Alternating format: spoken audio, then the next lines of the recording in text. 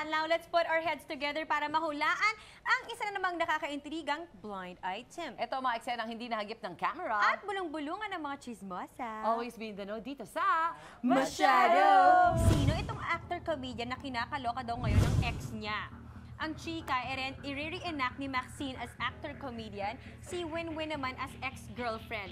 Ako naman ay ang rumor jowa, best friend kita, Mars. Okay, Mars. Kung kanino mang best Hindi ko friend. nga alam kung sino yung best friend ko. Yung ex. Okay. Okay. Ayan, kayong sweet. Jowa ka, boy ka dito. Oh, boy ka. Uy, friend, tingnan mo, di ba si ex mong actor-comedian yun? Saya-saya talaga ng love life, di ba? Ang sweet nila, ano?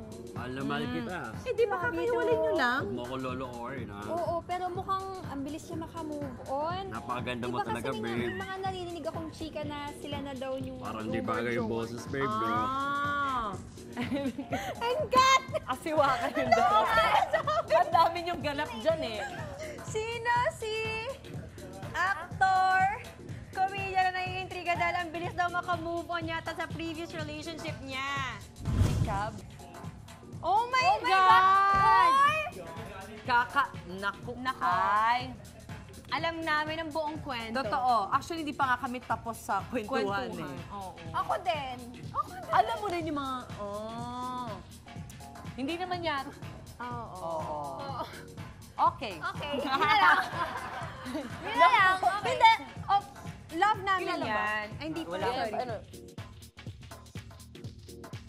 Super Okay. love namin yan. Actually. Baka lang meron silang hindi na pagkakaunawaan. Or minsan yung impression natin sa isang tao na hindi naman na-affect, pero malay mo naman pinagdadaanan deep inside. Oo, Baka totoo madaling yan. magdala. Yung Kailangan clue, nila yung mag-usap. isang magandang clue sa Totoo yan, name niya Mars. is yung laging binabanggit na matatanda, di ba? Ano? Oh! Yung tatlong tao. Mario! Marione. Aloka.